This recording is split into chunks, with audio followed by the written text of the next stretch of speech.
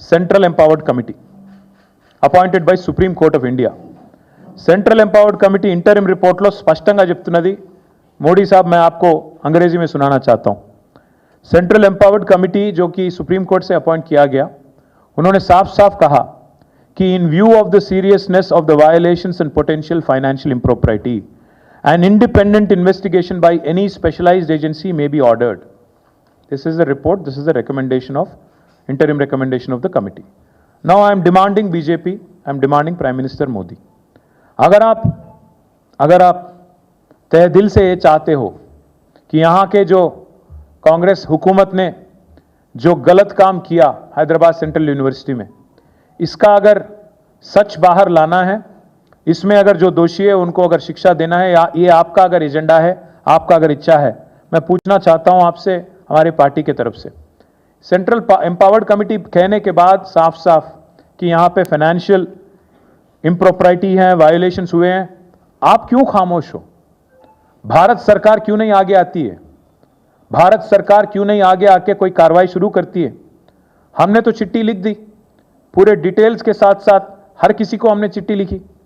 हमने लिखा हमारे पार्टी की तरफ से आरबीआई गवर्नर को, एसएफआईओ को, सीरियस फ्रॉड इन्वेस्टिगेशन ऑफिस को, साथ ही साथ हमने सीवीसी को, सेंट्रल विजिलेंस कमिश्नर, सीबीआई, हर किसी को हमने पूरा डिटेल के साथ, पूरा आधार के साथ हमने चिट्ठी लिखा. अगर वो बस नहीं है आपके लिए, अगर वो काफी नहीं है आपके लिए, तो मैं पूछना चाहता हूं क्या ये सेंट्रल एम्पावर्ड कमेटी का रिपोर्ट भी आपके लिए काफी नहीं है? अगर मोदी जी और बीजेपी लीडर कार्रवाई नहीं शुरू करते हैं और इमीडिएटली अगर इस बारे में कोई कार्रवाई नहीं शुरू करते हैं और एक्शन इमीडिएटली स्टार्ट नहीं करते हैं, हमें तो और तेलंगाना जनता को यह मानना पड़ेगा कि आप बातों वाले पार्टी है, काम तो कुछ करते नहीं हो. आपने अप्रैल 2024 में भी काफी कुछ कहा, कुछ किया तो नहीं. आरआर टैक्स आपने कहा, कुछ हुआ नहीं. 25 में भी फिर एक बार आप कह रहे हो, हमारे साथ हमदर्दी जता रहे हो. क्यों नहीं आगे आते हो? क्यों नहीं जांच शुरू कराते हो? ये हम मोदी जी से पूछना चाहते हैं.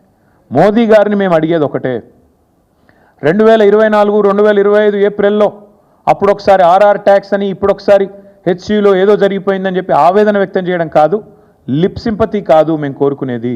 మీరు నిజంగానే చిత్తశుద్ధిగా ఉంటే పర్యావరణం విషయంలో, ఈ పర్యావరణాన్ని కాపాడే విషయంలో వెంటనే సెంట్రల్ ఎంపవర్డ్ కమిటీ చెప్పినట్టుగా ఇండిపెండెంట్ ఇన్వెస్టిగేషన్, ఒక సుప్రీంకోర్టు జడ్జిని వేయండి, ఒక సుప్రీంకోర్టు జడ్జిని అపాయింట్ చేయండి. మీరు వెంటనే ఇన్వెస్టిగేషన్కి ఆదేశించండి. లేదా మీ చేతిలో ఉన్న సంస్థలు, ఆర్బీఐ ఉంది, ఎస్ఎఫ్ఐఓ ఉంది, సివిసి ఉంది, సిబిఐ ఉంది, investigation agency of your choice. We demand answers from central government, union government. You come forward. Congress वाले एट्ला कापाड़ताరు, राहुल गांधी नोरिप्पडु. हम जब भी कोई आपत हो मैं आ जाऊंगा, రాహుల్ గాంధీ చెప్పిన డైలాగ్. మీకు ఆపద ఉంటే నేను వస్తా. రోహిత్ వేముల ఘటన జరిగినప్పుడు 2 సార్లు హైదరాబాద్ సెంట్రల్ యూనివర్సిటీకి వచ్చిన రాహుల్ గాంధీ గారు చెప్పిన మాట, మీకు ఎప్పుడు ఏ సమస్య ఉన్నా నేను వస్తా అన్నాడు. ఇప్పుడు పత్తా లేడు.